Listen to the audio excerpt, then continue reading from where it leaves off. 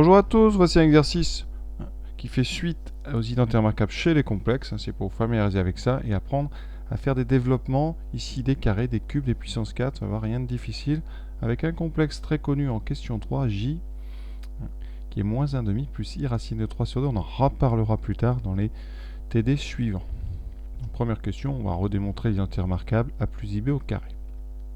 Évidemment, comme d'habitude, vous devez avoir fait l'exercice avant pour que ça vous apporte le plus possible. Donc mettez une pause, essayez de faire, vous allez voir c'est très simple, mais vraiment ça permet de s'habituer progressivement au calcul chez les complexes. Donc notre identité remarquable, alors je vais la faire à côté parce que ça va très vite. On l'a déjà faite dans la vidéo précédente, l'exercice 4. Donc, vous savez que la double distributivité, elle, est valable dans C, dans les complexes. Et donc quand vous faites A plus IB, l'identité remarquable, si vous voulez la redémontrer, c'est l'objectif, eh bien on va écrire A plus IB fois A plus IB et on utilise la double distributivité. Donc A fois A, donc A2, plus A fois IB. Alors qu'on écrit au début AIB, mais en général, vous verrez, on mettra le I toujours après, pour ne pas mélanger tous les nombres. Ici, donc, IB fois A, donc IBA, et ensuite IB fois IB, c'est-à-dire IB au carré, puisque vous savez que on peut comme ça changer l'ordre dans les termes, dans les facteurs. Donc ici on a A2 plus AIB, vous pouvez mettre ABI, ici ABI, et vous voyez que vous avez deux fois le même terme, ce qu'on va appeler le double produit. Ensuite IB carré, c'est donc I carré fois B carré. Il nous reste donc A2. Ensuite plus deux fois le terme AB fois I. Et ensuite on a I carré, on rappelle I carré qui vaut moins 1, donc on a moins B carré. On met en général les nombres qui ne contiennent pas de I en premier, donc on a A2 moins B2. Et ensuite on a 2AB fois I, ou écrit autrement, il faut l'écrire, ça n'a pas d'importance quand on a des lettres ici, 2I AB. Je vous rappelle que la partie A2 moins B2 s'appelle ici la partie réelle, et 2AB la partie imaginaire. Donc, deuxième question. Alors 1 plus I carré, on va utiliser donc notre identité remarquable, donc ça fera 1 au carré. Ensuite, la partie imaginaire c'est 1, donc on aura 1 moins 1 au carré. Alors pour ceux qui ne préfèrent pas utiliser la 1, en général on fait comme on fait chez les réels, A2 plus 2AB, donc le double produit, 2I, plus le carré de I. Et le carré de I ici, alors je vais l'écrire doucement, voilà, ça vous donne donc 1 plus 2I moins 1, donc 1 moins 1 plus 2I, ce qui fait 0 plus 2I. Donc là, quelque chose qui est très particulier, le carré de 1 plus I, c'est un imaginaire qu'on dit pur, vous voyez, sa partie réelle ici est nulle. On pourrait l'écrire 0 plus 2 fois I, donc partie réelle, nulle, partie imaginaire égale à 2. Un imaginaire pur. Donc maintenant, le cube de 1 plus I. Alors je vais le faire à droite, il faudra peut-être un peu plus de place. On va évidemment utiliser ce qu'on vient de faire, puisque 1 plus I au cube, c'est tout simplement 1 plus I au carré, multiplié par 1 plus I. Alors, 1 plus I au carré, on vient de le dire, c'est 2I. Donc ça nous laisse, vous voyez, tout simplement 2I fois 1 plus I. On distribue 2 fois, donc 2I fois 1, 2I, plus 2I au carré. Alors ça donne 2I, donc I carré c'est moins 1, 2I moins 2. Qu'on écrit plutôt avec sa partie réelle en premier, donc moins 2, plus 2I. Pour le troisième, c'est 1 plus I puissance 4. Là, vous avez deux façons de faire, on va faire les deux. Soit vous dites que 1 plus I puissance 4, c'est 1 plus I puissance 3 fois 1 plus I. Et donc, ça va nous donner, alors 1 plus I au cube, on vient de le calculer.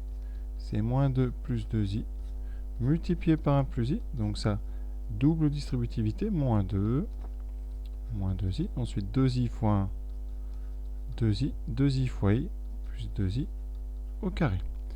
Ça nous laisse donc moins 2, on va aller doucement, moins 2i, 2i s'annule, 2i carré, ça fait donc 2 fois moins 1, donc moins 2, ça fait donc moins 4. Donc là, un exemple cette fois-ci d'une puissance ici qui donne un nombre réel négatif. Alors deuxième façon de faire sur 1 plus i puissance 4, je vais le faire en bas, vous pouvez très bien dire que 1 plus i puissance 4, c'est 1 plus i au carré fois 1 plus i au carré. Et 1 plus i au carré, on a dit tout à l'heure que c'était 2i, ça nous donne donc 2i fois 2i, le carré de 2i. Et donc ça donne 2 fois 2, 4 fois i carré, et effectivement ça donne moins 4. Donc vous voyez un exemple intéressant.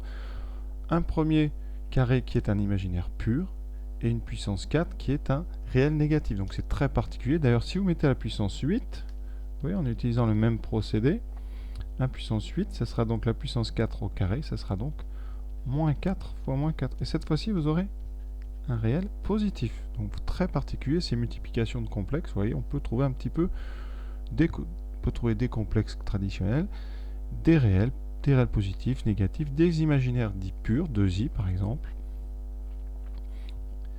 Et donc maintenant, on va pouvoir passer à la troisième question, et ce complexe J. Ce complexe, il est très important, vous verrez un peu plus tard dans le cours, parce qu'on va mêler la trigonométrie au complexe, et moins 1/2 et racine de 3 sur 2, ce sont des cosinus et des sinus, donc ça va avoir son importance. Alors ici, on ne va pas en parler, mais à retenir pour la suite. Donc on demande de faire J au carré. Alors J carré, c'est moins 1/2 plus I racine de 3 sur 2 au carré.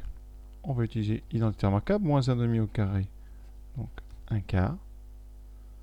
Double produit, donc 2 fois moins 1/2 fois I racine de 3 sur 2, et ensuite le carré donc de I racine de 3 sur 2, qui sera un nombre négatif.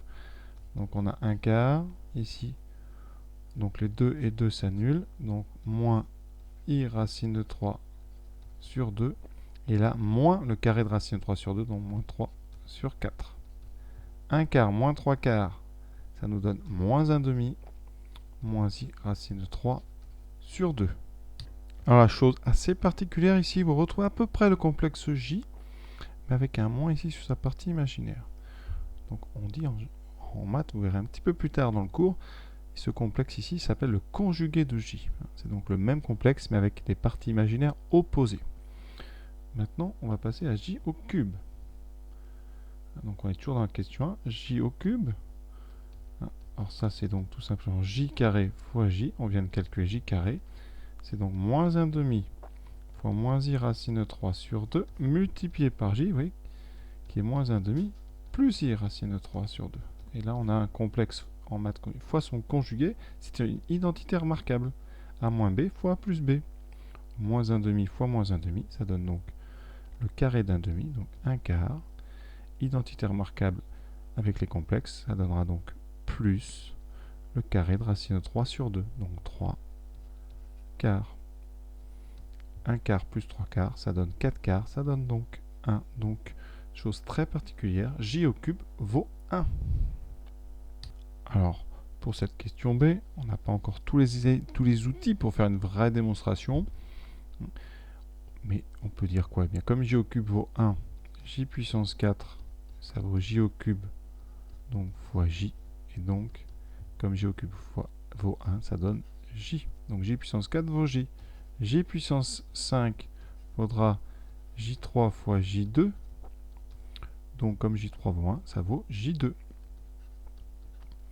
Et J puissance 6, eh bien ça fait J3 fois J3, et ça fait 1. Et donc vous voyez, on a bouclé. C'est-à-dire qu'ici, qu'est-ce qu'on peut remarquer? Eh bien, c'est que toutes les puissances multiples de 3, c'est-à-dire J puissance 3 quelque chose, ça vaudra 1.